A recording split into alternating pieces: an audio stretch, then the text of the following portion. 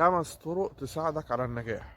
الطريقة الأولى، دوس، خش على حاجات جديدة، خش على أساليب جديدة في الحياة، خش على تعليم جديد، اعمل حاجات جديدة عشان تطور من نفسك. تاني حاجة، الحياة عبارة عن زي الرسم البياني كده، فيها مرتفعات ومنخفضات. فانت قصة ان اوقات هتلاقي ان الدنيا حلوة قوي معاك، واوقات هتلاقي الدنيا مش كويسة. فحاول ان انت ما تيأس، لان ممكن بعد شوية يترفع الرسم البياني تاني. تالت حاجة، اتحمل النقد.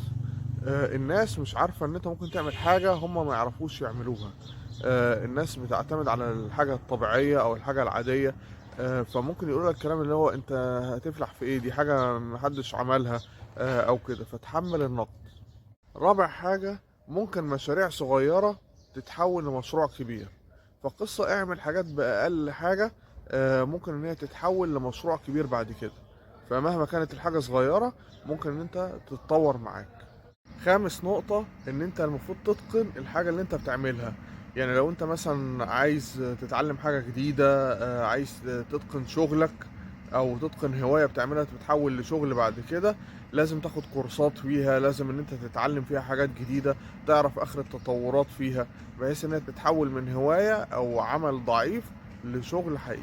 وشكرا كده. سلام.